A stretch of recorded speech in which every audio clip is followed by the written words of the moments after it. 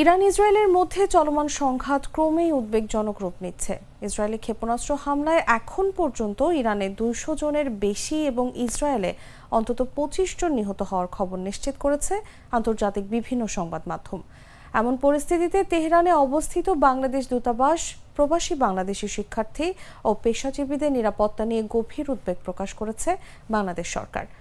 Tehran শহর Israeli হামলার বড় একটি লক্ষ্যবস্তু হওয়ায় সেখানকার কূটনীতিক এবং প্রবাসীদের নিরাপদ স্থানে সরিয়ে নেওয়ার উদ্যোগ নিয়েছে পররাষ্ট্র মন্ত্রণালয়। মন্ত্রণালয়ের একজন কর্মকর্তা বলেন, প্রথম অগ্রাধিকার হচ্ছে নিরাপত্তা।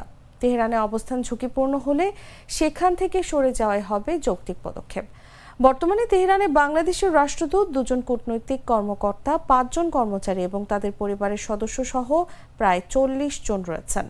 পররাষ্ট্র মন্ত্রণালয়ের তথ্যানুসারে 13 জুন দেশে ফেরার কথা ছিল এমন 28 জন বাংলাদেশি বিমান চলাচল বন্ধ থাকায় তেহরানে আটকা পড়েছেন।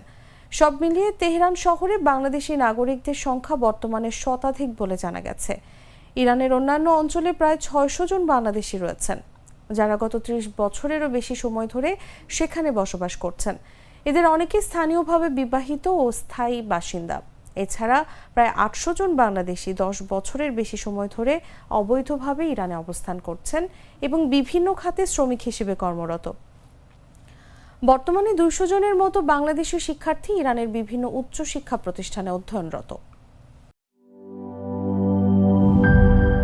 এই ঈদে জামা জুতো অ্যাক্সেসরিজের ডিসকাউন্ট।